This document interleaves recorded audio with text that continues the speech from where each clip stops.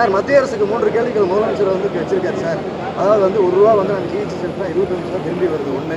கடந்த 10 ஆண்டுகளில் எந்த ஒரு சிறப்பு திட்டங்களும் வந்து தமிழகத்துக்கு செய்யலை அப்படின்னு சொல்லி தமிழகத்திற்கு இந்த 10 ஆண்டுகளில் 11 லட்சம் கோடி ரூபாய் நிதி ஒதுக்கப்பட்டிருக்கிறது. இன்றைக்கு சென்னை விமான நிலைய விரிவாக்கம், அதே போல் திருச்சி விமான நிலைய விரிவாக்கம், தேசிய ஹைவேக்கள் நீங்கள் பார்த்துட்டு இருக்கீங்க. எங்கே பார்த்தாலும் இன்றைக்கு தேசிய ஹைவேக்கள். நாங்கள் ஒன்றும் ஸ்டிக்கர் ஒட்டுற ஆள் கிடையாது. திமுக தான் ஸ்டிக்கர் ஒட்டணும். நம்மளுடைய சத்தியமங்கலத்தில் 17 கோடி ரூபாய்க்கு பாலம் போட்டிருக்கோம். 17 கோடி ரூபாய்க்கு பாலம் போட்டதை யார் வந்து ஸ்டிக்கர் ஒட்ட பார்த்தா? உங்களுக்கே தெரியும். உங்களை எல்லாம் அழைத்து கொண்டு ராஜா அவர்கள் இது ஏன் திட்டம்னு சொன்னாரோ இல்லையா? உங்களுக்கு முன்னாடி தான் சொன்னார். இப்படி தான் அவர்களுடைய பொய், அவர்களுடைய திருட்டு வேலையெல்லாம் இப்படி தான் காட்டி கொண்டிருப்பார்கள். எங்களுடைய திட்டத்திற்கு அவர்கள் ஸ்டிக்கர் ஒட்டார்கள். அதே மாதிரி ஸ்மார்ட் சிட்டின்னு நம்ம பேர் வச்சுருக்கோம்.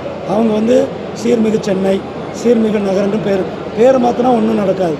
திட்டங்களை, மக்களினுடைய திட்டங்கள், மத்திய அரசாங்கத்தினுடைய திட்டங்களை நேரடியாக மக்களுக்கு கொண்டு சேர்க்கிறது நம்மளுடைய பிரதமர். கடந்த 10 ஆண்டுகளாக 11 லட்சம் கோடி ரூபாய் தேசிய ஹைவேக்கள், விமான நிலைய விரிவாக்கம், கப்பல் போக்குவரத்து நிலைய விரிவாக்கம், நீர்நிலைகளுடைய விரிவாக்கம், அனைவருக்கும் வீடு கட்டும் திட்டம், ஏழை எளிய மக்கள் விவசாயிகளுக்கான விவசாயிகளுடைய சன்மான நிதி, இப்படி வீட்டுக்கு வீடு டாய்லெட் கட்டி கொடுத்துருக்குறோம்.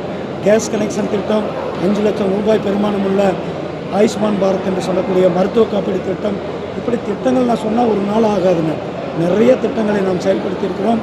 மக்களுக்கான திட்டங்கள் மக்களுக்கு நன்றாக தெரியும். அதனால தான் இன்றைக்கு தமிழகத்தில் பாரதிய ஜனதா கட்சிக்கும் பிரதமருக்கும் ஒரு பெரிய அலை இருக்கிறது.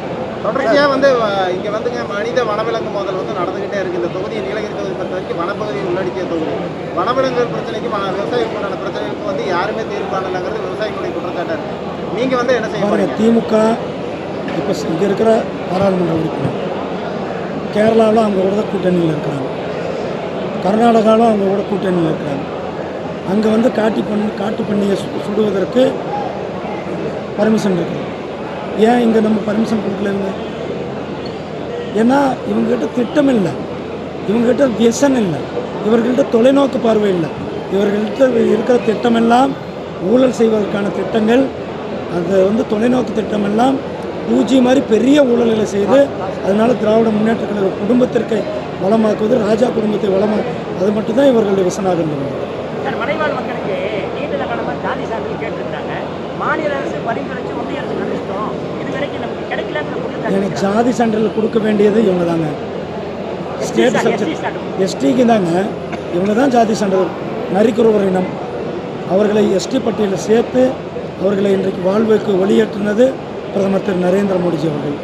இதனால் இவர்கள் வந்து ஜாதி சர்டிஃபிகேட் ஏற்கனவே லிஸ்ட்டில் இருந்தால் அது கொடுக்க வேண்டியது இவர்களுடைய பணி. லிஸ்ட்டில் இல்லைனால்தான் லிஸ்ட்டில் ஏற்ற வேண்டியது மத்திய அரசாங்கத்தினுடைய பணி.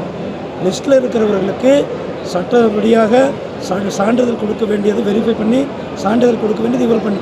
ஏன்னா இவர்கள் வந்து திமுககாரன் வெரிஃபை பண்ண மாட்டான். ஏன்னா வெரிஃபை பண்ணுறதுக்கு போனால் லஞ்சம் வேணும், இவங்களுக்கு எது வேணாலும் லஞ்சம் வேணும்.